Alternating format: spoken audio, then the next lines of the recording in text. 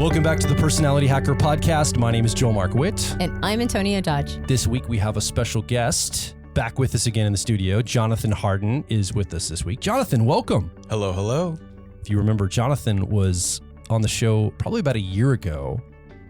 Jonathan, you talked about, when you came on, it was a very poignant episode, I think, from my perspective. We talked about the art of dying well. You have years of hospice nurse experience.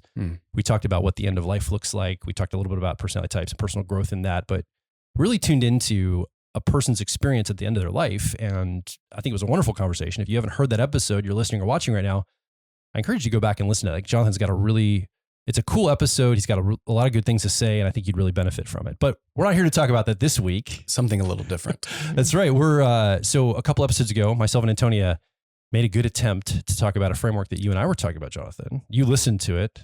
We even mentioned you on the show. I think you did a great job. Like, way to get Jonathan for the details.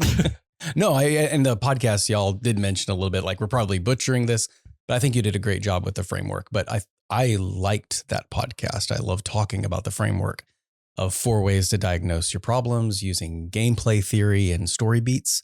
So yeah, I'm excited about talking about it today. Awesome. So you'll correct all the things that we said wrong. Yes. Not all the things. Or amp them up. But Right. Add to them, modify. Calibrate maybe, perhaps. But before we go into that, I do want to make a little note and a nod to the fact that if you are not just listening to us, in the audio podcast, but actually watching us on YouTube, I do want to make a note because I would want it to be made for myself. We changed studios last year because we moved into a new place. And when we interviewed you last time, we had a different set outside. yes. And this is the first time we've been in this studio with a third person. And I don't think we've worked out all the bugs yet. So It's a little cozy. It's a very tight. small, tight studio. Yeah. And so I just want to acknowledge that we're a little intimate right now. Yeah. Well, it's nice seeing you so tall. And that's the other thing is that I'm boosted up. So You it's are. probably on the video going to look like you're shorter or around the same size as me, but you're actually a half a foot taller than I am in real life. In real life. This is not real life, though. This is not real life. This is all smoke and mirrors. But yes, so I'm going to enjoy the view for the first time. Fantastic. Right. As being around the same height as you are. Yeah. And then Joel, of course, always looks like a giant. Always towering. Yes. It's okay, though. I'll do my best. I look up to you. Yeah, that's right. Thank you. Even more so right now. Yeah. Okay. So that said, okay, I just want to make a little nod to that, in case Jonathan looks demure. So let me zoom in on the framework here. Okay. Let me jump into this today. So we talked about this a couple episodes ago. We talked about 4 different ways to look at your challenges you're facing through the lens of like gameplay or, I mean, you have a lot of experience leading like Dungeons and Dragons and fantasy role-playing games, Jonathan. So this is where this came from, kind of a gameplay storytelling device. Yes. We talked about 4 different places that a character might find themselves in a role-playing game, getting past a barrier, solving a puzzle, getting a trap and having to get out of that, or fighting the battle. So we kind of laid down those beats. We can go over those in detail again, but I think we can expand upon this a little bit today as well and dig into some of the details, nuance, and some of the broader concepts that come from it. Well, but you just mentioned something about its point of origin, that it comes from role playing. But what actually is the point of origin for these 4 different Yeah, styles of challenge? I do want to give a shout out to one of my friends. So when I first started doing tabletop role playing games, there was not a lot of framework for how to design it. So a friend of mine, John Four of Role Playing Tips, he said, "Well, how about if you use Hamlet's story beats?" And he created the infamous 5-room dungeon. And it's a great model, but he uses 4 story beats in that. And what I realized is, as I'm designing these dungeons for role players to explore and interact, I realized there's a lot of this art that's imitating life. And that's when I realized there's these 4 problems in life. Like, it's usually a barrier of some kind, or it's a puzzle to be solved. Sometimes there's a trick or a trap that sets you back and takes something from you. And then finally, there's like a conflict, or what we might call like a boss battle. And so y'all talked about that a little bit, but yeah, it would be great to expand upon that and talk more about how to apply that diagnostic to solve your problems in your life. Yeah. So for the uninitiated, when you said Hamlet's 4 story beats, where does that come from? I believe it comes from Hamlet. Oh, That's as much as I know. And when John took off and said, like, these are the 4 beats of any story, I cannot help but anytime I watch a movie now, anytime I watch a movie or read a story, I'm like, there's those 4 beats over and over and over again. And something that maybe wasn't mentioned in the podcast is these story beats don't necessarily follow a specific order. Yeah. They can go, if you listen to the podcast, barrier, puzzle, trap, conflict, culminating with a boss battle or a fight. But sometimes, as is in all of life and great storytelling, they don't follow a script. That makes it dynamic and interesting. Right. Yeah. So one of the things that we focus here at Personality Hacker ultimately is helping people diagnose what's going on for them, right? And I think if you have a really clear problem, like you're listening or watching right now, you've got a really clear problem, at like your knee hurts, like real physical. I'll just use a physical problem. Your knee hurts. You go to the doctor, they identify what's wrong with it. They either give you medicine or treatment. You figure out how to get your knee better. And that's like very direct. But when it comes to our personal growth or our personal relationships or our personality, and we get into challenges in life, not only is it not clear, like not only do we not know how to maybe solve the issue we're facing, we don't even really know what that issue is. Like it's hard to get definition around it. I love the idea of role playing, like people almost in a way putting an imagination into something to kind of guess, okay, what is going on for me? We use our imaginations to do this. And then these little frameworks we have, like the CAR model in our personality owner's manual, for example, it's a framework we use to help diagnose, okay, which part of your personality is showing up? What's got you in a grip or a loop or whatever? There's these little frameworks along with some imagination we can use to help us get a sense of these more esoteric, subjective challenges we face. Like it's not a knee hurting that we just go get a doctor medicine for.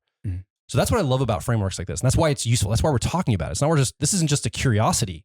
We use these kinds of tools in our discovery calls, in our workshops, in our coaching. And you've been involved with a lot of these, Jonathan. You're in our Personality Life Path mentorship program as one of our facilitators, help our community. And I think it's really cool how you've been using some of these ideas with our actual students and clients. So I just want to say that as you're listening or watching along, this isn't just play talk. We're not just ideating on something random or abstract here. We actually use what we're talking about today with our clients and students.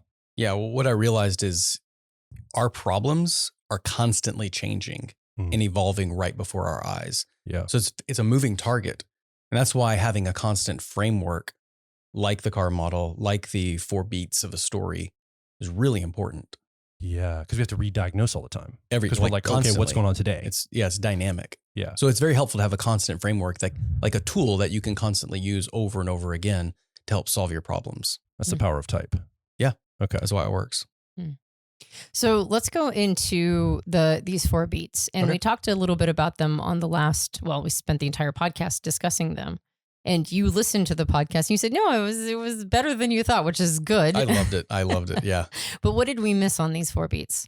So what can we add? Well, what I was thinking is, okay, so my best fit type is ENFJ. So I lead with extroverted feeling harmony. And I thought, wouldn't it be cool if I gave my extroverted judging function a character type for each to help me solve each of these problems? And so I thought, okay, to solve a barrier, I would say I'm going to use the guide, the extroverted feeling analytic guide that kind of knows what to do and follow the standard procedure in order to solve a problem. For a puzzle, I thought I'm going to use the performer. That's what I've named my holistic, creative ENFJ type. It's the performer. I'm going to come up with, non-traditional ways to solve problems. Yeah. And then for the trap, I'm thinking I'm going to use the doula. That's the name I gave my holistic, extroverted feeling. It's a very caretaking, extroverted feeling. It's going to help move you through something very painful. And then finally, you could probably guess for a boss fight, I'm going to have to bring back analytic, extroverted feeling that's very dominant. And I call him, what do I call him? The conductor. Yeah, because I'm, almost like conducting an orchestra saying, this is the way life is going to be and you're all going to get in line and follow me. Okay. Yeah. And so those are I thought if everyone listening could just take their dominant judging function and create a character, 4 different characters, you might be able to figure out a way to solve these problems and meet these dungeons. You're using subtypes to do this. Yes. The archetype or the framework of subtypes to be. And you talk about the subtypes in a couple of your podcasts, like the career types of the ENFJ that I listen to. There's like 4 subtypes of an ENFJ. Yeah. Yeah. Well, and then you're also hearkening to the 2 different flavors of each of the functions. You've got the more analytic version of extroverted feeling or harmony, and then the more holistic version of extroverted feeling or harmony. So you're using whichever of the ways of looking at your type, your subtype, or the function itself to help create like an archetype or a character. I just gave it a name as a character, like, okay, this is what my dominant extroverted feeling looks like. It's a conductor. Yeah. All right. So not just looking at the model. So if you're listening, you're not just looking at the model and trying to figure out what's going on in your life, but also what part of you is the best part to meet the challenge that you're facing. Exactly. Yeah. Because again, the problem is going to change over and over again. And I have a couple of ideas of like problems that I've solved in my life that I'm like, okay, what kind of extroverted feeling was the best tool for this job? Mm-hmm. Yeah. Can we do a little application just to play with this idea? Yeah. Okay. So a couple of years ago, I was having some challenge with my then, was he 14 at the time, son, my son Sawyer, ESTJ. Right around the beginning of COVID, we had a little bit of a falling out, the two of us. And for various reasons, we weren't able to communicate. Like he wouldn't take my calls, it wasn't working out. So if I'm sitting there thinking, okay, this is a problem, I need to communicate with my son and reestablish connection and relationship with him. Mm-hmm. It's COVID, it's hard, I can't do it physically. Some limitations, there's some challenges maybe with my co-parent, his mother on the other side. So obviously this is from my standpoint, this is a great place to start to diagnose something. Okay, so where am I at? Am I at a barrier? Is this a puzzle to solve? Is this a trap? When we talked about trap on the episode before, it's like letting something die or letting it go, grieving something, or is this a boss battle? Should I go into a direct conflict with my ex-wife? So those are like the questions that would surface. Now I'm past this point, so I'm using it in retro because it's not a current, I don't know if it matters, it's not a current challenge, but as I think about that, I'm like, okay, how do I think about that? So how would you start? If you're looking at a problem like that, how do we triangulate? Perfect. Well, and just as a moment, we didn't actually define all four of them yet. Should we just go let's ahead do that and do a review? Yeah, and I have a distinction to help you understand which is each. So a barrier is really asking the question, why has no one else done this before? So, and I'm back up a little bit even further. Before you engage in problems and conflicts in your life, you have to ask yourself, what's the question you're trying to answer? Yeah. And you think about every story, every movie you've watched, there's a question that must be answered that begins the story. I love Lord of the Rings, so I use it as an example oftentimes. Will the ring be destroyed? That's really the question that needs to be answered. And there's a series of problems that lead up to that. So the most important thing in your life is to realize when you're going through problems, make sure you know what the question is. Yeah. And so in your case, Joel, it's like, will I have connection with my son? Yeah. That's the question. It's important to keep that as the center. It's really a quest. Well, I would just say from there, it's like, well, yes, connection now, but it has so much more meaning for his future. I probably would have even framed it as like, oh no, if I don't figure this out, his whole life's going to be ruined. I would have all these abstractions in the future. But I guess if I had to define it as the problem in the moment, it's like, I just need to reestablish connection to get that going again. I probably would have, at the time that you talked to me, I would have had a lot of anxiety around all the meaning that came from that, like the consequences of that not happening, more than actually focusing on the problem itself. So just getting clearly defined around the question, the problem itself is what I'm hearing you say. Yeah. And I know this too, but getting really clear on that is really important at the beginning. Yeah. If you do not know what question you're asking, a lot of life can feel meaningless. Yeah. So keeping that paramount. And there's all many questions, of course, day to day, but there's the ultimate question. So then I would say, how can I get a connection back with my son to where I can influence his life to what I believe is the positive to create success in his life? That would be the way I'd ask it. Yeah. And so the barrier is really a guardian. It's a blockage. It's something that's standing in your way. And it's really the price of admission to answer your question. Usually it requires a level of permission, but the big question that the barrier is asking is, why has no one else done this before? Why? And really you're asking, why have I never done this before? Yeah. So, an example from my own life is like back in 2020, we had to find a new place to live. So the question was, will Jonathan find a new place for his family to live? The barrier was the housing market. It was absolutely terrible. We got outbid 7 times. Anything we went to get a new house, there was a big barrier. It was the real estate market. Yeah. And so solving that problem requires something very specific that each barrier is really looking for. It's looking for some way to get past the barrier. Almost like a key for a lock. It could be a key. It could be, and that's a good point, is I might have to go get something from somebody else in order to get past the barrier. Yeah. It could be a special skill. It could also be finding another way, which is what I did. I bought an RV. Yeah. And said, okay, I'm going to go around the housing market. I'm just going to buy an RV and then we have House on Wheels. So it required a little bit of creativity, but I still got through the barrier. Yeah. Okay. So now puzzle. Yep. Qualitative. Yeah. So puzzle is basically, I always think of puzzles as like a big question mark. It's just when you get past the barrier, there's usually something within your problem or within the quest that you're trying to answer that doesn't make sense. It's something that's out of place. It's something that's confusing, and it's usually something that you're not equipped for. I think if you think about like if there is a game master that's designing all this for us, the puzzle is designed to actually confuse us, puzzle us, to tell us like, okay, you have all this skill, but I'm going to design a challenge for you where you can't use your traditional methods. I think barriers a lot of times are very standard operating, like you use a very specific set of skills that works for you all the time. But the puzzles, I think like the story trope of the skill monkey. Yeah. They're like kind of useless characters throughout any kind of story, but when a puzzle arrives, they tend to shine. Like they're useless character, but they're great at picking locks, and that's about it. So that's really you calling upon a part of yourself that you don't traditionally use. It's usually a creative part, and you come up with a creative solution to that. And so in my own life, I realized, okay, if I just combined summer camp, working in a kitchen for the year, getting an RV, then I can solve this problem by almost like piecemealing the solutions together. So I'm already seeing a distinction here too. A barrier is pretty obvious and seen. Yes. It's a barrier. Very I see it objective. right there. Yeah. And I can point to it and show other people. A puzzle might have some obfuscation or hidden parts to it. Nothing is as it seems. Usually I think like those little dolls where you open up a doll and one's inside and you open up another. It's a mystery box. Yeah. And a lot of times with puzzles, the cost that's associated with it is usually distraction and time. Puzzles in our life are usually the problems that waste our time. And you get to a point, like we were building a barbecue pit yesterday, and there was a point where it's like, if I continue to put this barbecue pit together, is it worth having the burgers at the end? Because it might be easier for me just to go buy the burgers than spend all the time building the barbecue pit. Yeah. So the puzzles take a lot of our time and energy and distraction. They take a lot of our attention away from the quest. That's one of their designs.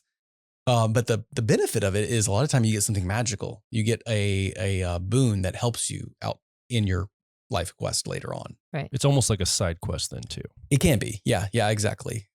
There was, after our last podcast, I believe a listener commented that they believe that puzzles are sometimes solved by us needing to grow up in some way. That they felt that, it's like if maybe you can't solve this puzzle until you get more mature, or that's like part of it. And there are puzzles, I bet there's multiple kinds, but there are some puzzles that I've not been able to solve for years. It's almost like I just have to kind of put them on a shelf and go, I guess that's something I deal with later. Until I've learned different lessons, and now I can apply my new way of thinking to solving this puzzle in my life.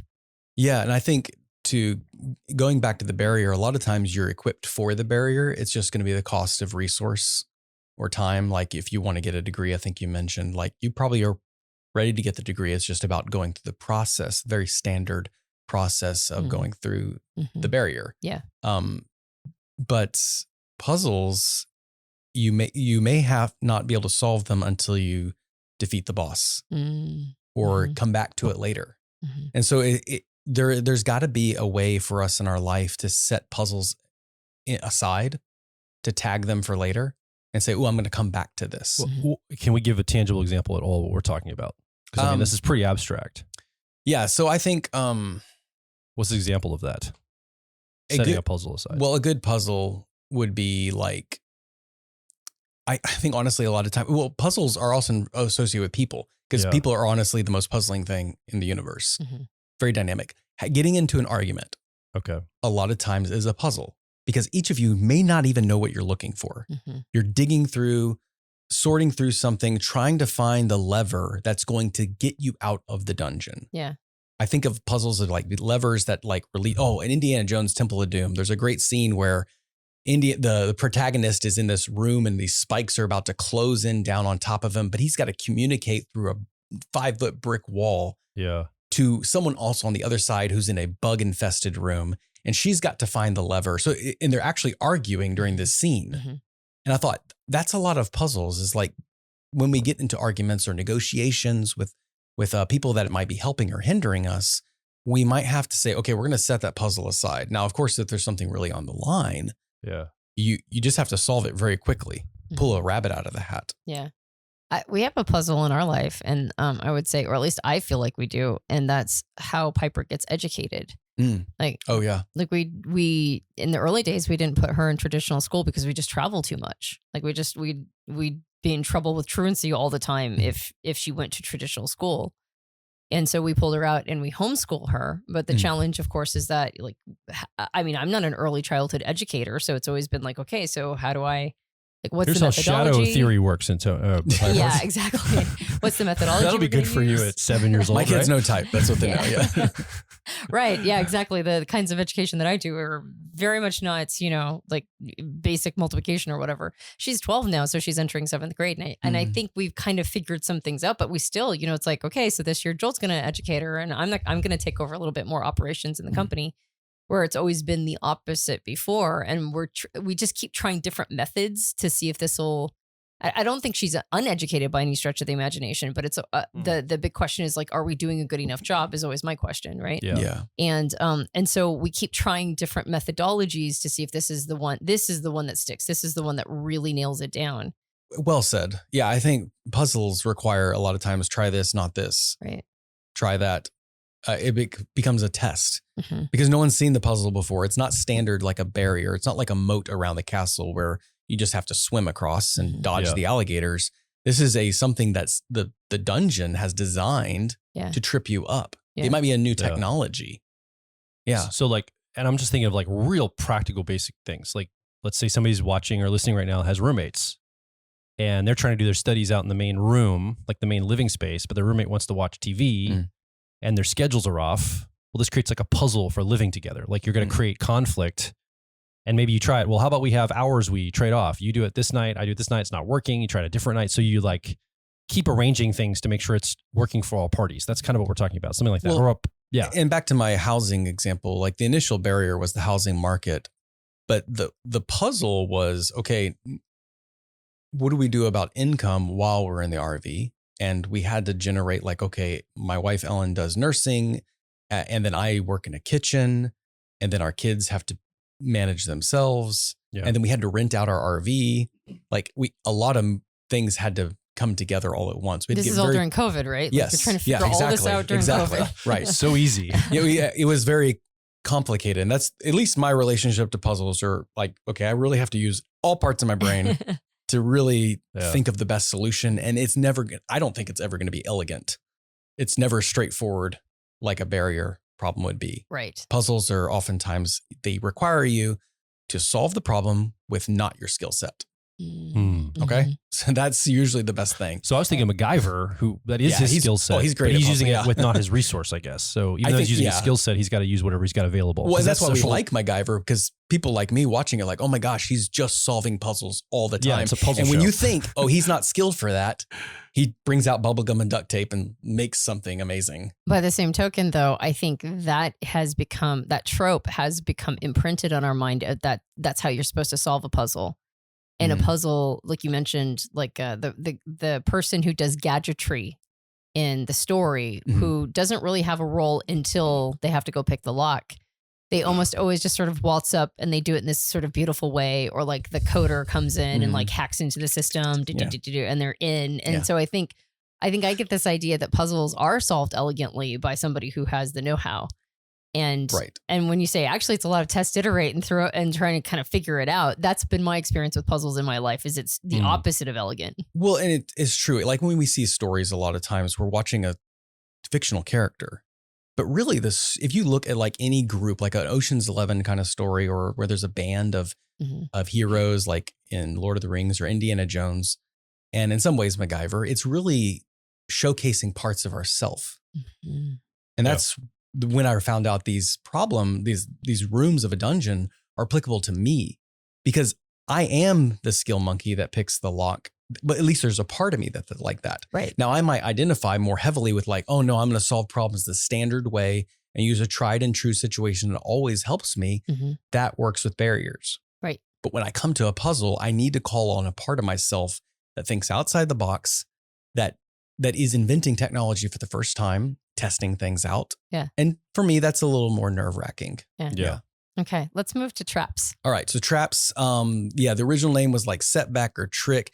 And the whole purpose of traps is a little insidious. It's to drain the resources of the main character right before the final test. And so I think from an audience standpoint, it showcases, does the character really care about this quest? Do you really want it? They're about to take everything from you. We're about to put you in a no-win situation where you're not going to win either way. But it's going to, the gift of the trap is to showcase the character's willpower. Mm-hmm. And that's how you know you've gone through a trap in your life. That's how you know you've gone through a trap room, is you discover this willpower that you didn't know you had before. And so, I mean, you said on the podcast, and it's absolutely right, a good trap is designed where you're going to lose something either way. Well, I was going to say, this could also be surrender, not just resourcefulness. Like how I interpreted it a lot is, and in a lot of movies, it's almost like the character goes, okay, fine, I lose. I give up. I've invested. I did everything I could. I thought I was going to win this. And it didn't work. I lost it all. I hit bottom. I surrender to it. And I've noticed that, like, in popular media, when that happens, it's almost like something resurrects them, like magical or coincidence or a luck or something supernatural. If it's a supernatural show, like something happens to where the character gets revived, not by their own power, but through the surrender of some higher power or force around them, brings them back into the game. But you're talking about being resourceful and overcoming. Like there's also characters that go, I'm not going to let that stop me. I'm going to push through the barrier. Either way, I still think it's an internal battle of willpower, because oftentimes if you look through good storytelling and movies, the character is stripped of all the resources. Yeah. Kind of look Indiana Jones and the Temple of Doom. There's that part when they have to all get in the minecart to escape the flood, to escape everybody, but they can't take their inventory with them. They can't take everything with them. They look battered, bruised, beaten. I mean, they've lost almost everything, and they're now about to go into a giant conflict with nothing but barely the clothes on their back. So it really builds tension. But ultimately, the traps are designed there to showcase us. Do we really care? So the movie that comes up for me is the movie I just made you watch. Yes, I was thinking. I'm making everybody watch it right now because it's not a new movie. It was made in, I think, 2015 or something. It's called Whiplash. Mm-hmm. And it's about a kid who wants to be one of the greats as a jazz drummer, and his relationship with this teacher or mentor that is, it's pretty abusive. Yeah. But what I love about the movie is that it's actually quite ambiguous. It asks the question, do the ends justify the means? And it doesn't answer it, right? And just when you think it's leaning one way or the other, it actually, like, I think they stuck the landing perfectly on not giving an answer, on making it totally ambiguous, and you have to answer it for yourself. But there is a moment, and I don't want to give it away because it's such a fabulous movie. It's such a good example, though. It's really hard not to give it away. But there's a moment in the movie when the main character realizes that they have been put into a trap. Yeah. They have been completely set up to be humiliated. Yep. And they leave dejected. Mm. But then there's this moment when they're like, no, if I allow myself to be stripped of all resource in this moment, I might as well just roll over. Like this is death for me. So I'm going to actually communicate that I care. I'm going to turn right back and I'm going to take over the situation. And we didn't talk about this earlier, but he did actually lose something. And again, I really don't want to give spoilers. Spoiler alert. Spoiler alert. Should we turn it off now? Just fast forward like 30 seconds through. It's so good. It's such a good movie. If you have not seen it yet, you should go see it. I think that the visceral feeling anyone gets when they see that, any point in the movie like that, or any point in the story, you're just like, oh, the loss. Like, no, like you were so close. You're so close to getting something, and you just keep getting knocked down. Yes. And once again, I think the blessing in these insidious traps is it resurrects your willpower. Yeah. It lets you know you actually care. What did he lose in that moment? Since we've already told people spoilers. I think he lost a little bit of his relationship with his father. Mm-hmm. I think he pulled away from his father. He became a man. Yes. He pulled away Did it from on his own. the caregiving of his dad. Yes. Yes. And he stepped into a new authority in his life. Yes. And so I think that's what he had to give up. I think you're right. Yeah. And that's why that scene of his father watching him during that end moment, his father is in awe of him, but also a little scared and probably registering that his nurturing was rejected. Or not needed as much. Or not needed. Maybe not rejected. Wait, I guess it could be rejected. Well, kind of. Yeah. He had to contend with his stuff too. That's totally it's true. a good movie though. If you haven't watched it yet, you should watch this. Whiplash. So the trap though is a moment of loss right before the battle at the end. Right, the battle. And the battle is designed, again, just to answer the question. Super direct. And that's when you need to call upon a part of yourself that is direct. Every single one of us has access to this very direct judging function. In my case, extroverted feeling. And it's really, it's very quite simple. Will the hero complete the quest? And usually it's a yes, no, but as all things in life, it is very dynamic. And oftentimes it tells you that the story's over and, or at least the conflict's over. The conflict has an answer to the question. So it's, usually the last couple of minutes of the movie, but in our own life, it's, the ultimate question is, will we have a happy life? Will we reach our goal in life? But it requires this is unfortunate because a lot of times we want to create win-win scenarios. And honestly, this is a win-lose. Yeah. And I will say this, even if you negotiate, because every battle is really a battle over a thing. So, if this is what I wanted, this coffee cup in my hand is something that I wanted, and you happen to be the villain of the story and you want the exact same thing, well, we both can't have what we want. So that's a win-lose situation. I'm going to have to battle it out for it. But if we create a win-win, well, guess what is lost? My desire.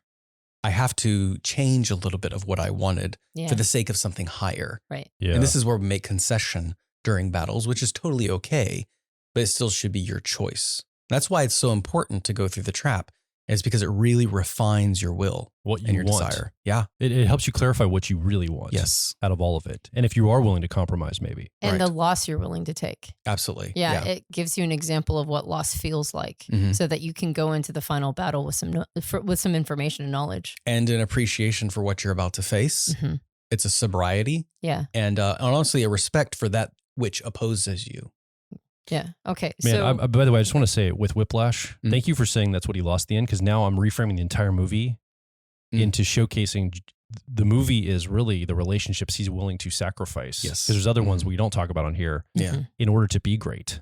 Yeah. And I never thought, he's going to also have to sacrifice his relationship with his father until you just said that just now. I'm like, that's exactly what he has to do to be great. Because his father it was too comfortable. He couldn't go and do what he had to do if his father would always save him and make it comfortable for him. Well, he didn't have to sacrifice the relationship, but he had to sacrifice the nature of it. Yeah, the qualitative nature of the relationship. That's something has to change. Yeah, exactly. That was brilliant, though. Thank you. So then that's the overview, and that's like a nice. We talked a little bit about that in the first episode on this subject, and then that was like a good overview with some commentary. So let's add to it a little bit more. Well, can I use my example now to try to triangulate? Let's go back to Sawyer, my son, who I was dealing with this a while back. Now, as you're talking through these four, I'm going, actually, it's probably a little bit of all four of them in the challenge. So again, I'm trying to relate this to somebody listening or watching right now, how they can apply this to their life. Like, look at a real challenge in your life, identify it like I did with my son, and now look at it through this lens. So what's the barrier? What's the trap? What's the loss? And what's the battle? Or maybe it's just one of those or a couple of those. So how could I approach that? What's like the starting place? If you've identified something, let's say you and your roommate can't get along, or you and your partner keep having the same argument, or I can't get along with my son. That's my challenge. Yeah. Well, I think the first thing you could take action on is honestly give character names to your judging functions, because really a lot of times or whatever your hero function is too, your driver function is a heroic part of you.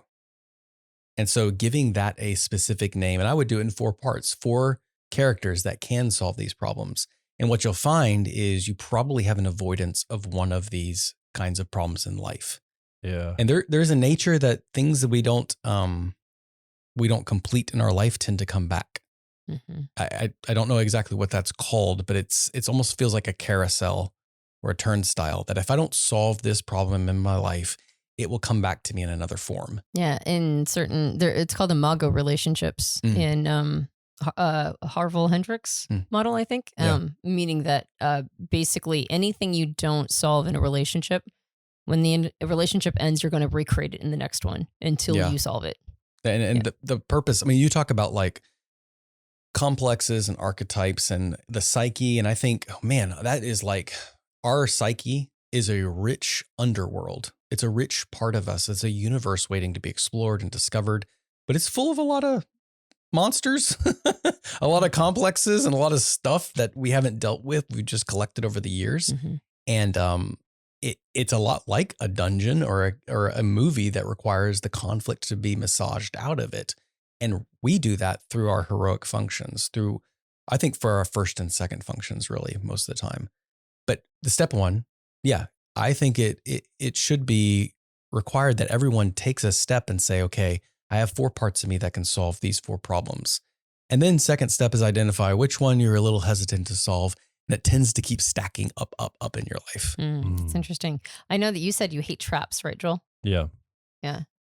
And traps are, like I said, the definition of a trap is you will lose something, right? Yeah.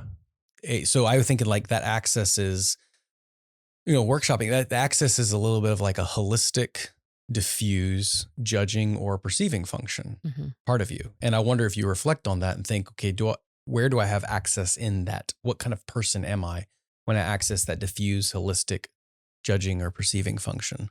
Okay, so I look at it like the barrier would be making a connection with him long distance. Like that would be I could identify that as the barrier, and the character would maybe be my extrovert intuition. In a way, I would my instinct is to put myself in more of a salesman character. And the reason why is I've done sales before, and I can't predict when someone's going to answer the phone on the other end.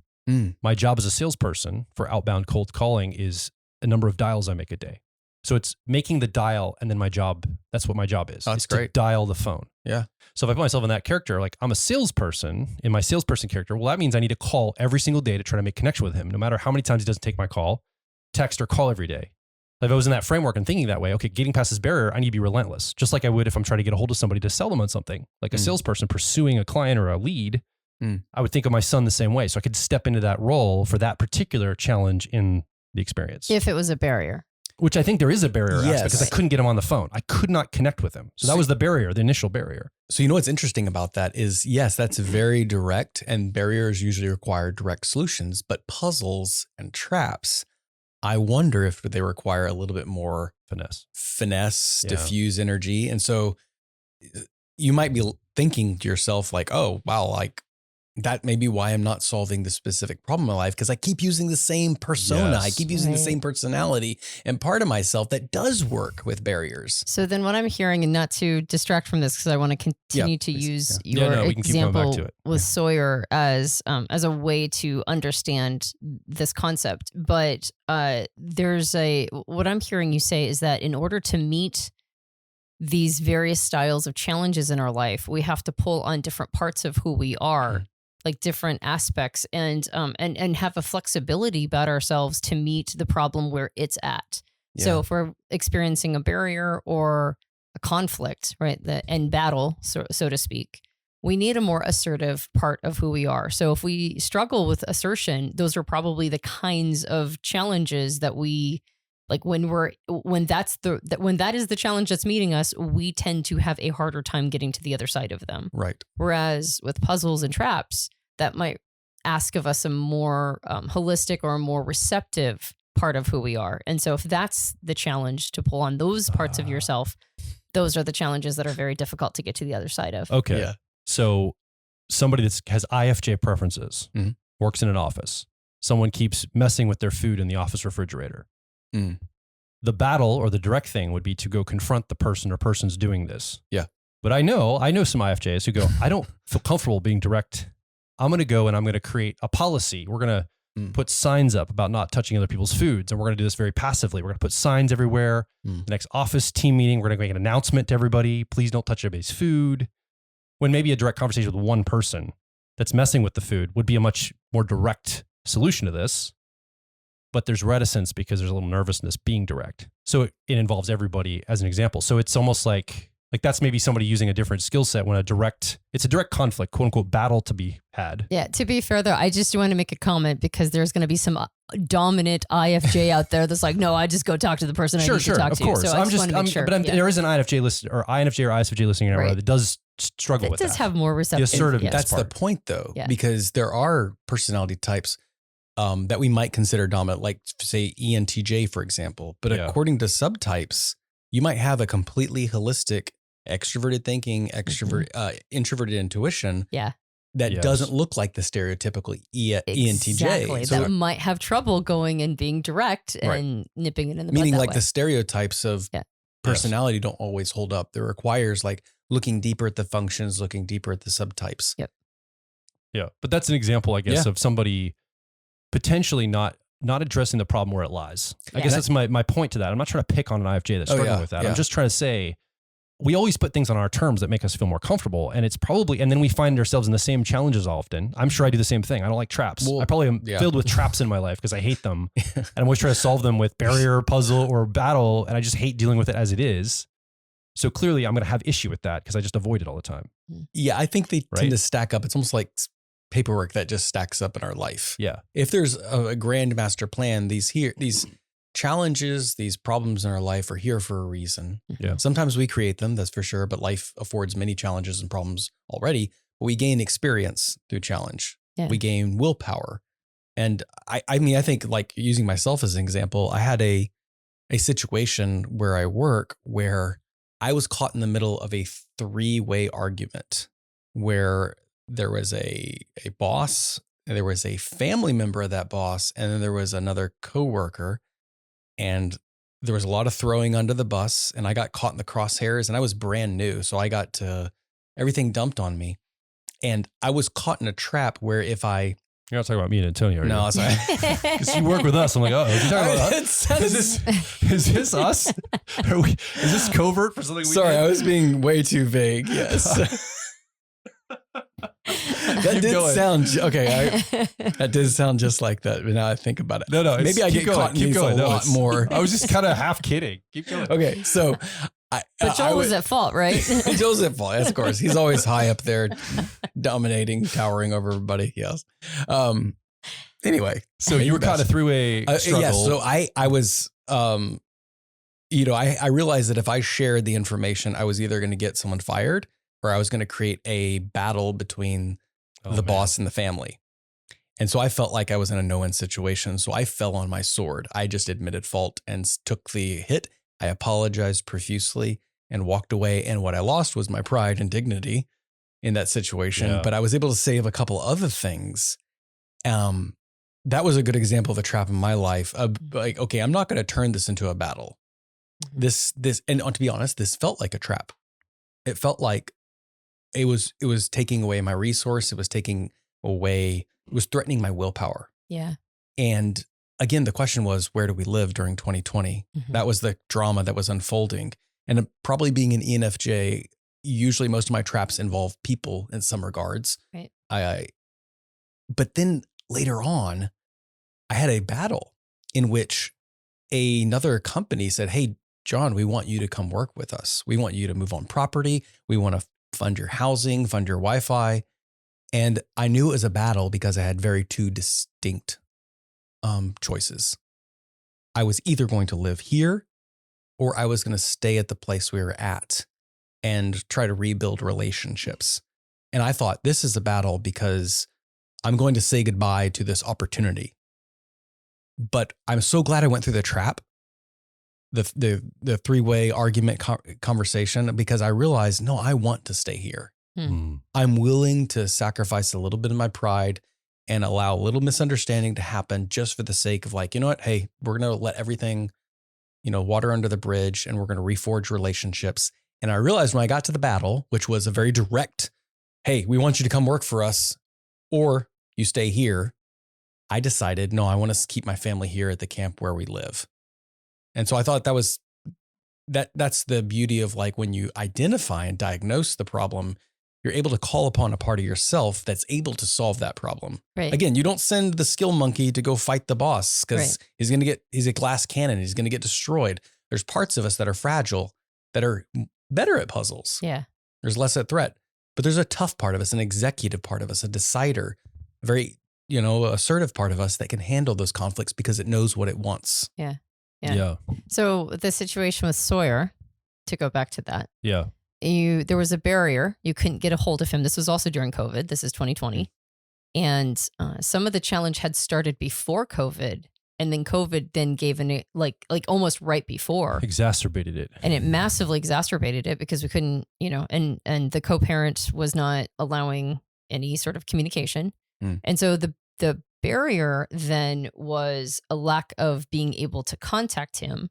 Yeah. But then you said it felt like a little bit of each. So how was it a puzzle? Well, I actually don't think it's a puzzle. I'm thinking about it now, and I was going to say, I'm like, is it a puzzle, a trap? It was a barrier getting a hold of him because he would, if I did get a hold of him, he would hang up the phone, or it was very difficult. By the way, we're cool now. We're back in just so people know the ending. It's like we're still in a bad way. We're in a great way now. Well, and I was going to say, because you've gotten to the other side of it, you actually know what it was. You can say what kind of challenge it was, and you can say what you needed in order to get to the other side. Well, as you were talking, Jonathan, what I was coming up with this, I was like, well, what if you identify what the other person in this dynamic needs? Like, I realized that Sawyer was actually in a trap, and he didn't want to lose his pride. So true. And so he was, and I could have let my pride go down, but it wouldn't have helped him because he needed to, like, that was his job on his side to let his trap happen and his pride go. It wouldn't have helped for me to do that for him. Like my job was to try to get a hold of him. Now, if I look back at that, I actually did fall down on the job. I didn't pursue him as much as I could. I tried a few times and I was like, okay. And then a few months, a month or so later, I'd try again. And then I would try again. Like, it was fits and starts. I wasn't as consistent or deliberate as I could have been. So as I review this, I'm like, I probably should have stepped into my like marketer or sales guy and just attempt, like, send him a text about, hey man, think about you today. Give me a call when you get a chance. Just really show him that I was going to pursue him and cared. You did that quite a bit though, didn't you? I did, but I probably could have done more. Like, I'm thinking back. But his thing would have had to be, and he did, he had to surrender and lose face. Yeah. And that's ultimately what got us back together. And so as I'm looking at this, I'm going, it was actually not much I could do. It was actually his hero's journey he was on because I didn't cut off connection with him. Right. He cut off with me, right? So it was his work to have to do on his side. And he didn't have any parent to coach him or help him with that. And what you're talking about is we're on other people's timelines many times as well. Everyone's going on their own journey. Everyone's got their own story, their own characters that they're calling upon to solve life's challenges. And it's mixed. It gets so complicated. Well, it's letting me off the hook a little to realize, well, maybe I shouldn't own as much as I'm owning. It's helping me right now in real time go, I really owned all of it for him and us. Well, actually, he had some responsibility on his side too. If he's in the trap, he has to do that for himself. Like, I can't do that for him. Now, I could have been better at the barrier part. I don't think there's a puzzle to solve, except maybe a creative way to get a hold of him or something. And there's really no direct conflict with him. It would have been with his mother. Yeah. I don't really want to do that. That wouldn't have helped the situation. So I think we played it well. It all worked out. I mean, there was some time lost, 18 months lost. We lost relationship from, but we're reinstated now and we've been doing a lot of healing together. That's beautiful. So I think it helped me also realize, okay, as we diagnose these 4 places, sometimes what I think is my responsibility may be somebody else's responsibility in the story for their side. So I have this rule at I have a homeschool Dungeons and Dragons table, and kids like to reach in and role play for each other's characters oftentimes. And so I invented a term, say, hey, don't go-kart each other. And if you think about it, if you go to a go-kart amusement park and you're sitting in the go-kart seat, how much fun would it be for someone to sit in your seat and drive the go-kart for you? Yeah. That would not be fun. You want to play. And so I tell the kids, don't go-kart each other. And I think what you're talking about is sometimes we do have to let someone else play the game of life, so to speak. And we have to sit back and rest. Yeah. Just watch, become a viewer. That can be incredibly difficult. Sometimes just to watch it happen because especially as a parent too. Yeah. That's a big part of being a dad is just realizing, okay, this is a part where I get to watch and my kid is performing. Yeah. Yep. Absolutely. So the first piece is to diagnose what kind of challenge you're experiencing. Yeah. The second piece is what part of you is the right tool for the job or the right aspect of yourself to meet the challenge where it's at. And a third aspect I'm hearing is to determine whether or not it's your challenge or somebody else's challenge. And you're just sort of observing this thing, and that's part of it. Part of it is, I mean, that almost feels like a trap in and of itself. It's like you just have to kind of let. Oh yeah. Well, we're all in this together. Yeah. The best thing we can do for ourselves, for the world, is to be healthy. Yeah. To develop, to individuate, to like be a light, because we're the sum of the 5 people we spend the most amount of time with. Yeah. And if people aren't getting their act together and their life together, it's going to make things difficult for the rest of us. So we're really all moving towards something great. But yeah, it's a lot of it's just waiting on people. Yeah, I find that to go back to what aspect of ourselves do we need?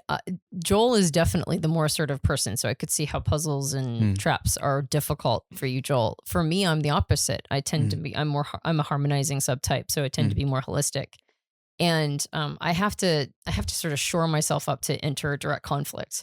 Like I once I'm there, I don't actually mind being the bad guy. And when you were saying that a trap leads to the end conflict, I think going through some major traps in my life have made me better at going through conflict, honestly. Cause it's like, what are you going to do to me that, like I already got my leg blown off in that previous trap. Right. Like, what are you going to do to me? Oh yeah. Right. It feels that way. Yeah. And so some of the biggest traps, I mean, leaving the religion of my youth and then having to lose everybody through all of that. That was the worst trap I've ever been through. Yeah. Right. It was like, it really was a trap. It was like, I either lose me or I lose everyone else. And I was like, well, I think I'm going to choose me. And so I lost everybody else. But at that point, it made it so that I know what I'm willing to risk. I know what I'm willing to do. I know that my own mind and what makes sense to me, my interests are something that I will fight for. And so then when I go into conflict, even though I hate it, I'm like, and I usually get really upset that the person kind of put me in a place where I have to do this now, but I'm willing to be the bad guy because I'm the bad guy for a lot of people already. And so it's much easier to enter conflict, even though I don't particularly like it, but I can feel myself be reticent. If it's head-to-head conflict, I'm like, oh, can I just turn this back into a trap? Can I just lose something instead? Oh gosh. Yeah. As opposed to have to deal with this like zero-sum game. Yeah. There's a 5th room that we didn't talk about, and it's one of my favorites. I think I learned this a lot through my life, especially in hospice care. It's the reward, the room where you get the reward or the rest. And it's one of my favorite movie scenes or story scenes. There's like when 2 characters get trapped in a cave or a mine collapse or something, or an elevator stops, and they have this really good heart-to-heart waiting. It's the liminal space. They get a little bit of their resource back. They have a cathartic moment. And that's the room of rest. It's really the 5th room that kind of ties all this together. And it's peppered throughout the adventure. It's peppered throughout our life. And it provides relief from our problems. Like, so life is not just constantly one problem after another. Like there's a point where we get restored, we get renewed, we get rested. And it's one of my favorite rooms. I love to talk about it and live for it, because I think it's one of the reasons I'm here, is to help people see, like, look for the reward. I mean, after you've gone through the conflict, there's always treasure at the end of the dragon fight. Yeah. There always is. Could it also be insight and understanding? Yes, absolutely. Because if we go back to Whiplash, and I've seen this in a lot of movies, before the trap happens, before the loss happens and then the big battle, there's often a moment where the main character gets to have a direct conversation with the antagonist. The protagonist and antagonist find themselves in a conversation. Yeah. And then it's the trap and then the battle. And in Whiplash, certainly that happens at that jazz club. And we even see that like with Darth Vader and Luke Skywalker early on in the story. Like the 2 characters have this moment and then they're going to go away and they're going to fight it out later. But that's almost like a restful room. It's like a reward in its own way earlier in the story where there's insight created. So reward could be like you get the thing, but you could also get wisdom, insight, understanding about what's happening to you altogether. A revelation. Yeah. A discovery, new just understanding of life unlocked. And it's so surprising and it's important. I say this out loud to mostly remind myself, look for the reward, because a lot of times it's not it doesn't have like lights shining down on it. Eat at Joe's. It's not a big neon sign saying, "Hey, this is where you're supposed to take a break." And maybe somebody won't hand it to you. You've got to take it for yourself. Absolutely. It's just sitting there. Yes. It's just waiting, and it requires you to go over and pick it up and claim it for your own. Yeah. And there's so much about rest, true restoration that we have to reclaim for our own. But we have to look for it. We have to recognize it when we see it. And I wonder how many times we go from problem to problem to problem, and we never think, hey, there's something good out here too, right? It's not just one insidious problem after another. There is some benevolence in this design, and this nice oasis is made for me. I'm going to take advantage of that and rest here. Mm-hmm. Yeah. I think all the challenges that I've gone through on the other side, minimum, I got opportunity. But I almost always have been able to drum up an opportunity I never thought of before, wasn't really part of my paradigm before the big challenge. But the other thing, and this is something that I think gaming, actually, to go back to this analogy, has taught me is I always gain XP, right? XP standing for experience points. Yeah. And there have been time periods in my life where I've gone through something that was so difficult. Like I didn't really even think that I was going to be able to make it through, but then I did. And I can almost feel myself level up, right? Like, and if you're not a gamer, what ends up happening when you play video games and you play a game where you level up, that experience, you have usually bars like health bars or what they call mana bars, which is like your magic points, or like shield bars, depending upon the kind of game you're playing. But those bars deplete as you're going through battles and as you're going through, every time you get hit or every time you don't have food for that day or whatever it is, like those bars start getting lower and lower and lower. And then all of a sudden you level up. And part of the level up process is not only do you gain new skills or get new objects and items, but those bars go back up to 100. And it's almost like you just, the level up is like all of a sudden now you're replenished and you're ready to go again. And I've discovered that in a lot of the challenges that I've experienced, I can almost feel myself level up. It's like, I didn't think I was going to be able to make it any further, but now all of a sudden I'm refreshed and I don't even know how it happened. I don't remember going into the restoration room. I just know that all of a sudden I'm like, oh, I have what it takes to get to the end of this, or I got to the end of the challenge and then all of a sudden I leveled up. And so part of the reward for me is to try to figure out ways that I've leveled up. Right. Like how did I learn new skills? How did I learn how to deal with something that just a couple of years ago would have been unthinkable to go through? But now I'm like, oh, I can do that now. Like we're experiencing a lot of stress right now in the company. It just happens to be that time period. And I know that if I was experiencing what we're experiencing now 6 years ago, I'd be like, I legit would think I could not do it. I'm like, no, this is way too heavy of a lift. We're going to have to find some other way of doing it. But at this point, for the last 6 years of whatever it is we've gone through, I'm like, oh no, I can totally deal with that. I mean, not happily, I don't like it. That's our next step. Yeah. Joyfully do it next. Yeah. It's not joyful, but I'm like, no, I mean, I've dealt with worse. Like in my brain, I'm like, I've dealt with worse than this. I can deal with this. That's because your capacity for rest and health and experience is also increased. That's something else we forget is like before, we may have had a capacity for suffering and pain and trial. But now after you go through the challenges and you take advantage of the restoration, your capacity for it goes up. So going back to what you said, sometimes there's these puzzles of your life that you could not solve.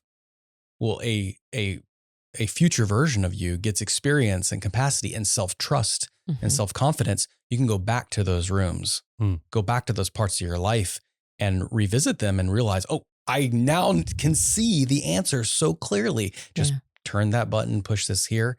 And sometimes it's just realizing you don't have the fear anymore. And as you're talking, I was thinking there are certain games I've played where you don't level up until you acknowledge the level up. Like it lets you know that the XP is available, but you have to go into a certain field or window and you have to hit yes on the button. And then you get all the reward and the XP and all of that. And I think in some ways, and this is me going on about how important introverted sensing and memory is. But I oftentimes say, and I'm sure the listener has heard me saying this on the podcast, is that self-confidence, the algorithm for self-confidence is overcoming obstacles and then taking an accounting of it. And so part of leveling up, in my opinion, is the taking accounting of it. That's like going into the special window and acknowledging that you leveled up. And so I think most of us, everybody has challenges in their life. That's life, right? And we go through these really difficult times and we get to the other side and we feel like we barely made it. But the thing we don't do is stop and take an accounting of it. We don't take a minute to process what we've just experienced. We don't do the introverted sensing or memory work of processing what that meant, who we were at the beginning of it versus who we are now, all the things that changed, all that life threw at us and everything that we've overcome. And so we don't get the reward of that XP, right? We just, it's almost like it's sitting there banked, waiting for us to go in and acknowledge it. And as soon as we do, then we get the level up. Then we get the skills that come along with it and the health and mana and whatever bars fill up. But until we take an accounting of it, we just won't get that reward. And so I think what you're talking about, that fifth room, that room of restoration, a part of it is a room of processing. It sounds like too. It's like we have to process what we just experienced. We have to process what we've gone through and recognize how it impacted us. And then once we take an accounting of it, we can gain the self-confidence that comes with going, oh, I did that. I was able to get to the other side of it. So now I can probably I feel more ready for whatever life has to throw at me. That's why ceremonies and rituals and holidays, any marker of time is so important, because you can get to that point this year and say, oh, this is not where I was last year. I have made progress. I have graduated. I think in some ways that's why there can be such joy and simultaneously sadness around holidays. Right. And I look at myself, I'm thinking, okay, I'm ENFJ. I don't even have introverted sensing in my top 4 functions. They're in my shadow functions. And a lot of the work I did in Personality Life Path was tons of introverted sensing work. And the symptom that I had, that I knew, the reason I needed to do introverted sensing work, the symptom was I would get really sad around holidays. And I'm putting this together and thinking, I'm not processing introverted sensing stuff. I'm not taking an account of my graduation, myself, things I've accomplished, the resilience I've developed, the confidence in myself. It was almost backlogged and, like you said, banked there waiting for me. And so introverted sensing has become this almost revelation in my life of like, oh, I need to do ceremonies. I need to do holidays. And I have found that the symptom of fearing the holiday or getting really gloomy around the holiday has gone away. I'm like, I think I've made peace with this finally. What a great marker for needing to do introverted sensing or memory processing is, are you getting sad around the holidays? I mean, it was, So run that through your framework though.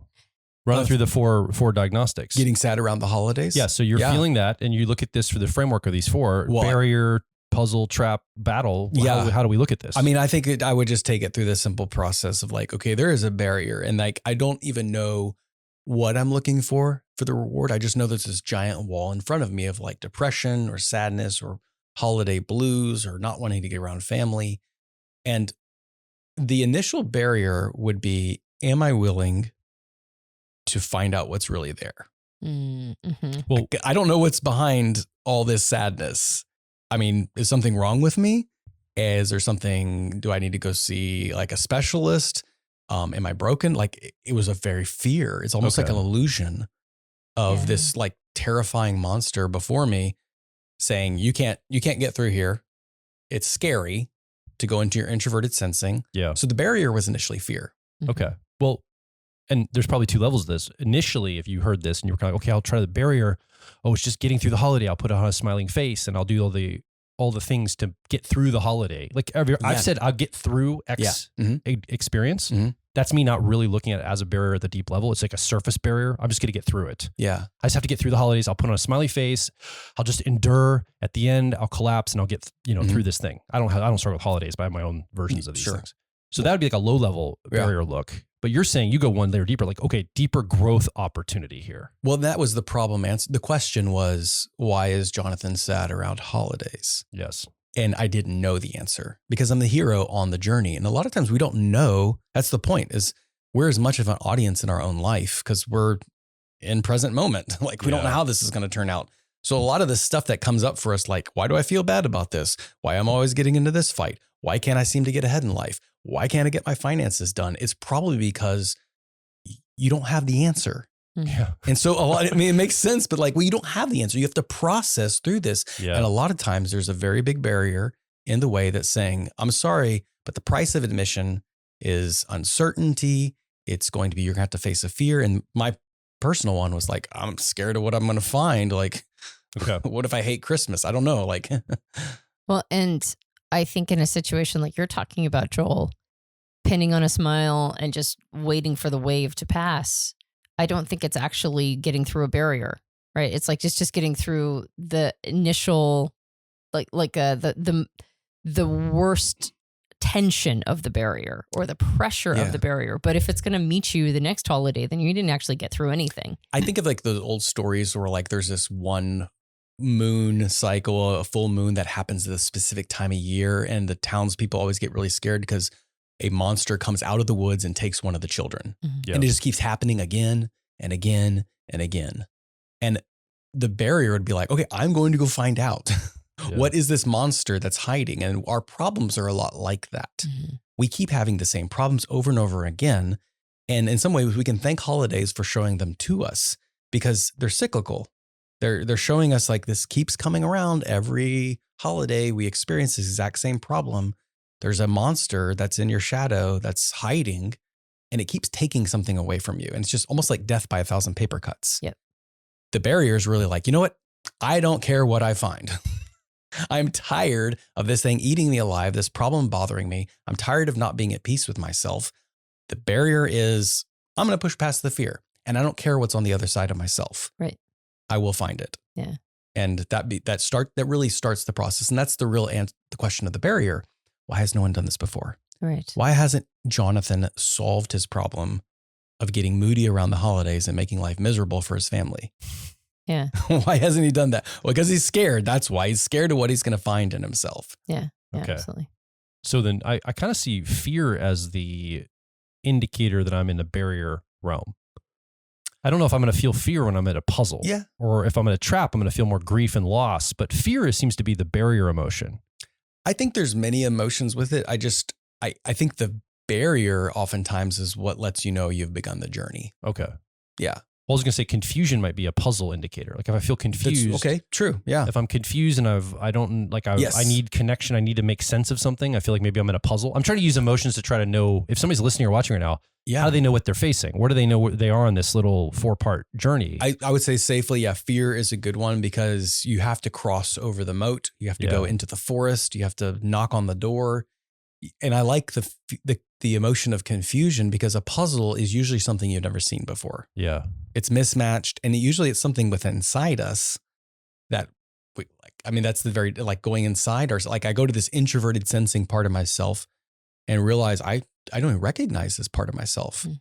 It's going to take a little bit of creativity in order to solve this and make peace with it. So Yeah. I started a garden.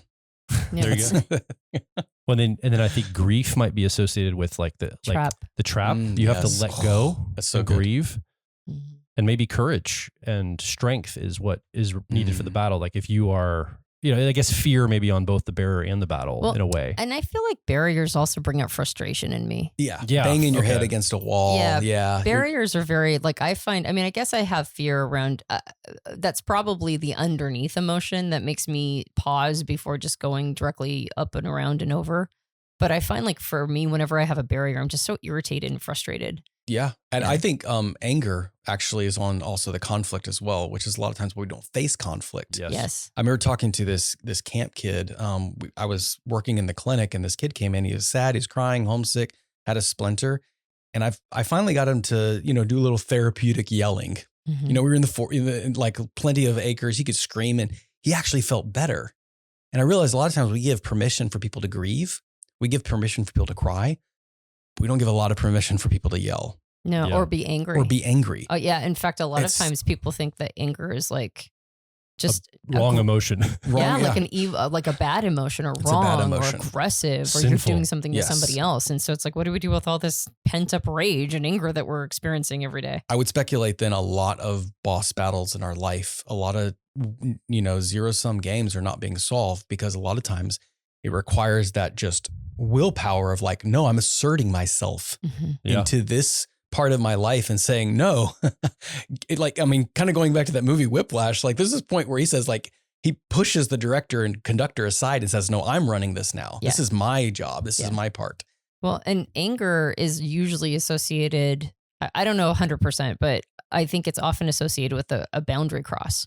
And we almost always territorial. Yeah, exactly. The conflict, the big boss, happens because it's crossing a boundary, right? Even if that boundary is your desire, it's like crossing into your territory. Absolutely. And so the anger needed to stand up for yourself and right or wrong or, face injustice. Going back to myself, like what I found in the dungeon is like, I am not managing my emotions.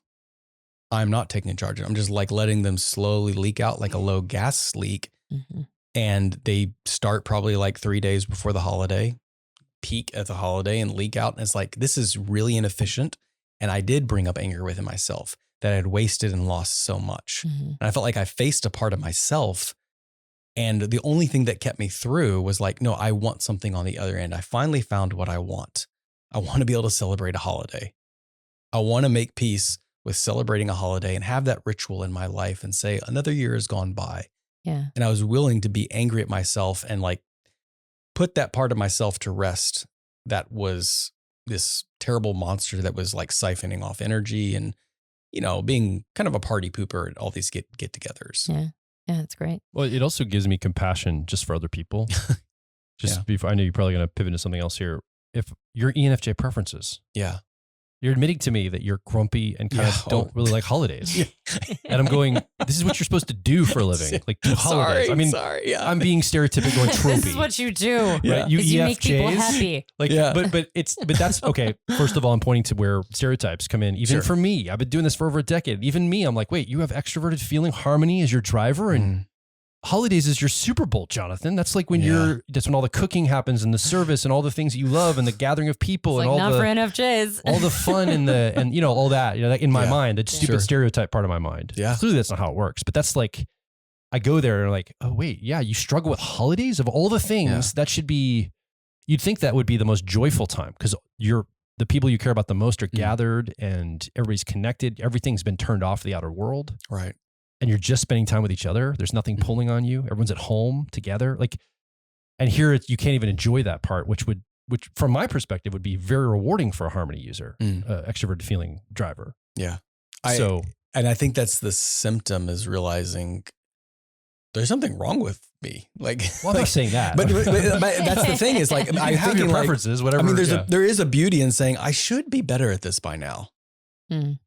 I should be and I think like sometimes we push away that voice because we think it sounds critical, but really it's a quest giver. Yeah. I mean, I think a lot of times a critical voice can be a quest giver. Like you should be doing better at this by now. Why isn't this handled in your life? Yeah. We tend to push away that voice. And I think sometimes we skip out on a lot of adventurous quests within our own psyche, calling upon parts of a self that we are unfamiliar using. And the gift of using all that was like, I became very well acquainted with myself, realized I love holidays. Actually, I like inventing holidays. I mean, Noam Chomsky Day. Another movie reference. Another movie we just recently watched. Fantastic. It's called, Captain Fantastic. It's a wonderful, it's not a superhero movie. Any family that's offbeat and quirky and countercultural needs to see that movie. And it's actually a really good movie about fathers. Yes. And we have so few movies about fathers, like the experience of being a father and and so it's a beautiful movie. Yeah. One of a kind. Very indie movie, I think. Yes, as well. It's an indie movie. Yeah. Yeah. So anyway. I think Noam Chomsky Day. Noam Chomsky Day was the day. I discovered a ton about myself. I'm so wise and ascended. So learn from me. So do you have some more things to say about these things?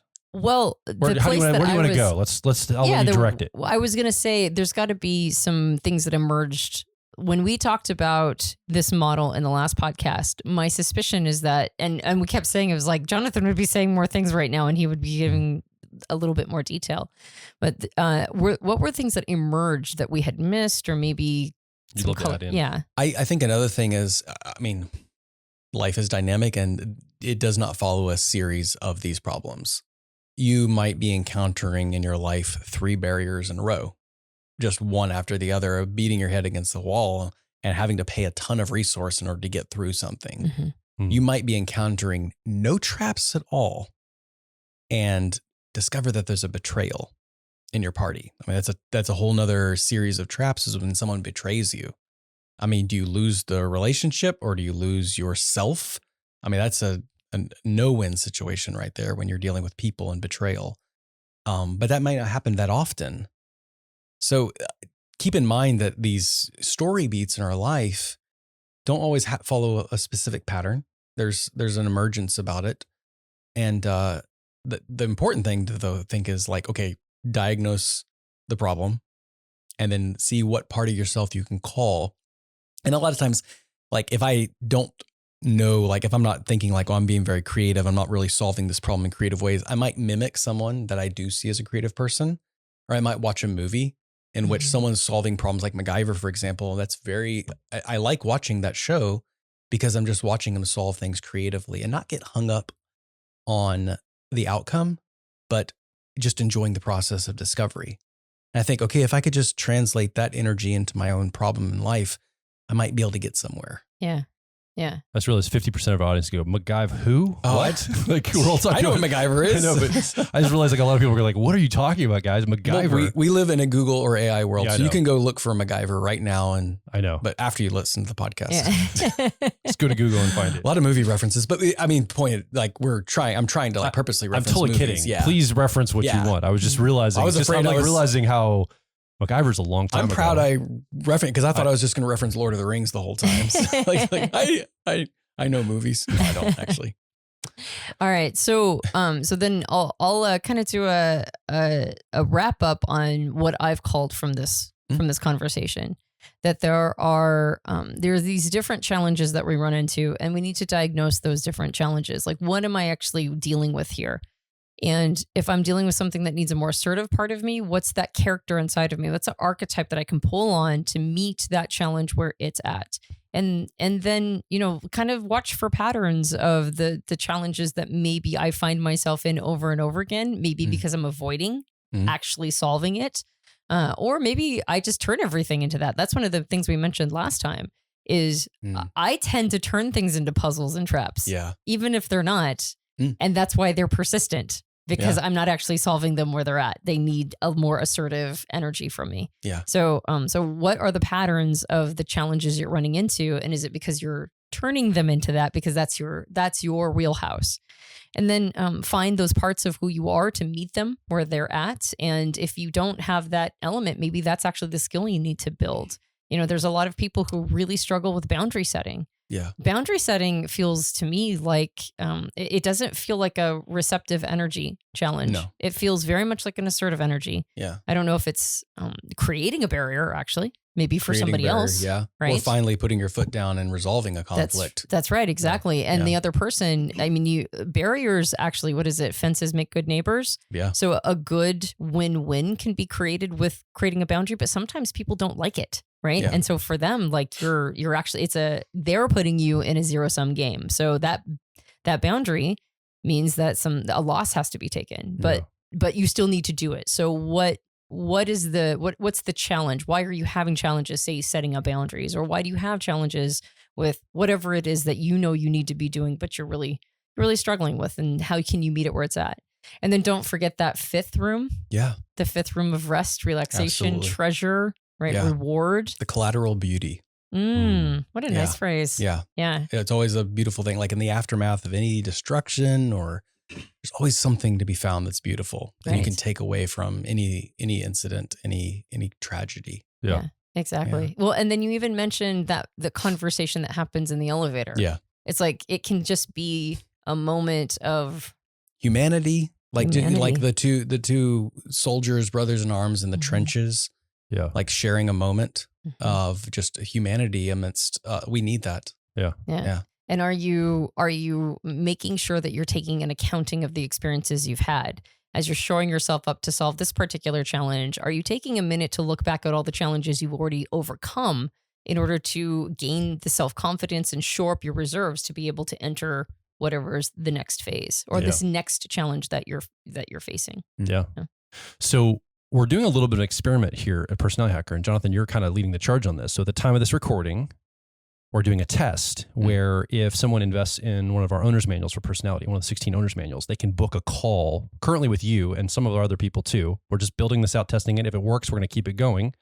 It's a little high touch, but the idea is that we can help people in real time on like a 20-minute call, contextualize the owner's manual for their type to help identify some of these things. Yeah. So whatever your type preferences are, you get your owner's manual, you have your car model of cognition. It shows you your driver, co-pilot, 10-year-old, 3-year-old. Talks about you getting into flow state, talks about solving, trauma looping, how to stop the grip where you get kind of dysthymic and it drains your energy, how to maintain your energy, all these things we talk about. And we also talk about how to basically design your ideal day for your personality type to make your life ergonomic. So you're getting real calls with people when they get these owner's manuals right now. The volume is such that we can do this. Now, I don't know if we can do it forever, but so at the time of this recording, it's happening. If someone gets an owner's manual, they get the opportunity to get on a call with you or one of the people you're working with on the team here, the discovery team, talking about, okay, what are you facing? And I haven't been on these calls with you and what people are talking about, but they're bringing some of their challenges to the table sometimes, right? When they look at the owner's manual, like, okay, I'm, ESTJ, Jonathan, and here's kind of what I'm facing in life. You'll help triangulate some of the challenge you're facing with the actual owner's manual for the solving of that challenge. Absolutely. So we're working on that right now because we're trying to help people diagnose what's going on for them more and more because we believe personality types and understanding our cognition, how we learn information, how we make decisions is the best way to solve those problems. And like you said, this is the key. The reason why personality type and knowing your car model for your personality type and getting your owner's manual is so important is because the problems keep changing. Yeah. And you have to update the diagnostics almost in real time. Every day, you're like, okay, even if it's the same problem, you're different. Yeah. The players are different. Life is different. So it's a little different than it was yesterday. And so you need you right now listening or watching, you need some diagnostic framework that you can use over and over again that's dynamic, that will update in real time. And I think type provides that. Yeah. It's flexible enough. It's fluid enough to apply to just a changing lifestyle. Yes. Yeah. That's why we love it so much. Right. That's why it works. So it keeps working. Like with the holiday example, like why doesn't this ENFJ appreciate this holiday and everything? Because life is very dynamic, keeps changing. Yeah. So I would encourage you, if you're listening or watching right now, I mean, hopefully you're listening at a time when we still have these calls available. I hope we can scale this because the goal is we have a lot of people getting owner's manuals enough to where, it's a lot of people are impacted by this. So I can't always promise, but right now, if you're close to the time of this recording and you get an owner's manual for your type, there's an opportunity to book a free call with Jonathan to talk through some of these ideas. Now, it's not a coaching call. We don't have a ton of time to solve all the problems in your life, but we at least give you some direction to use that owner's manual. Yeah. If you wanted to go further, you could talk about life path, personal life path or something like that, where that's a much deeper dive for somebody. Yeah.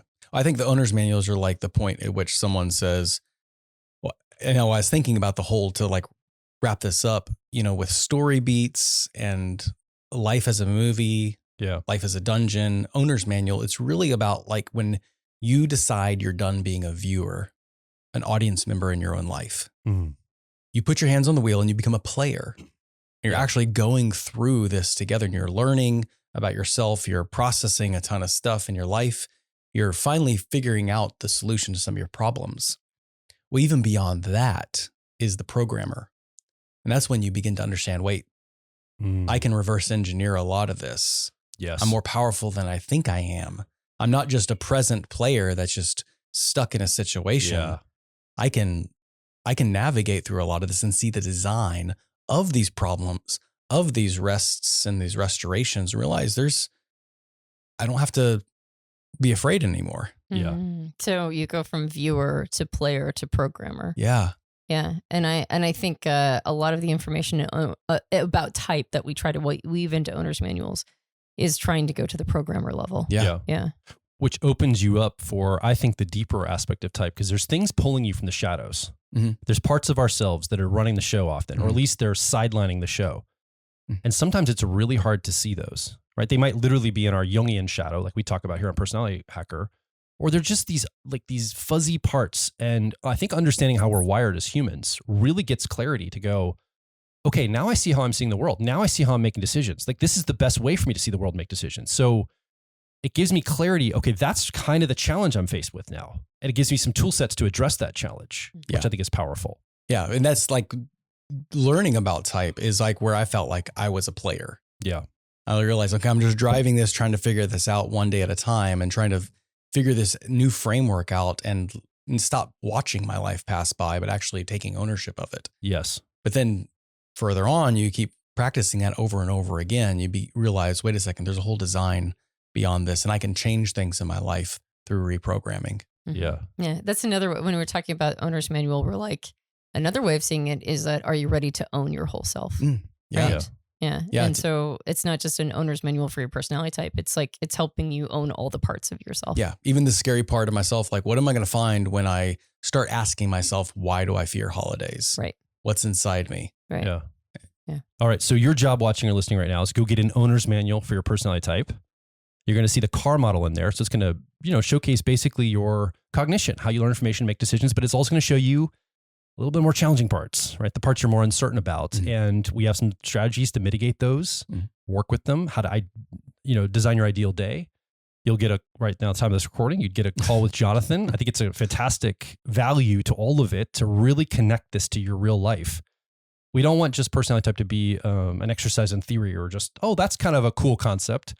We have seen it change our lives. The three of us have applied it, not just us, but the people in our family, like our immediate families, our children. We've been impacted by the understanding we've created through this.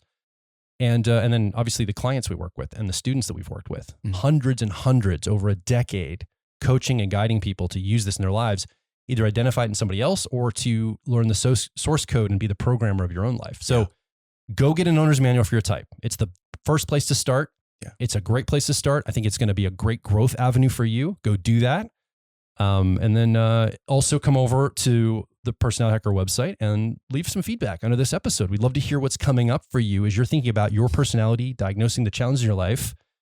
There's three of us here. There's three microphones. You're the fourth person in this conversation. You don't have a microphone, but we do want to hear from you. Come over to personalityhacker.com and make your voice heard. Yeah, and thank you, Jonathan, for coming out. Coming out.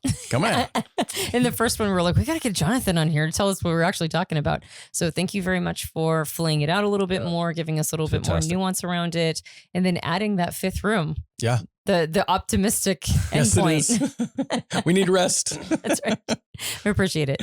Yeah. Yeah. And if you enjoyed the podcast, you can subscribe to us on iTunes and various Android platforms. It's not, Apple Podcast now, right? If you leave a rating and review on Apple Podcasts, the review is the important thing. Yes. It helps us out a lot. That's right. I get some feedback. My little extrovert feeling, harmony, eternal child energy goes, oh, okay, people are listening. This is a thing. So if you would leave a review, that would be really awesome. You might be watching us on YouTube right now, which is why we talked about the differential of where we're sitting. I'll sit up taller. You're doing great. That's right. You look very statuesque over there, I suspect. Fantastic.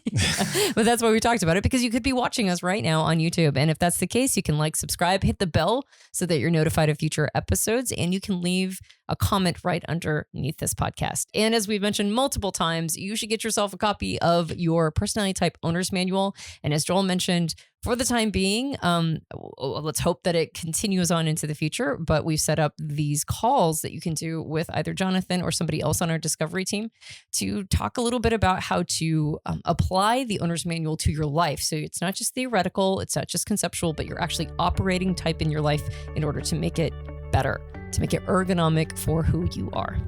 All right. Well, thanks for being a co-host this week, Jonathan. Glad to be here. Thank you, Joel. Thank you, Antonia. So we'll do this in order 1, 2, 3. My name is Joel Mark Witt. I'm Jonathan Harden. And I'm Antonia Dodge. And we'll talk with you on the next Personality Hacker podcast.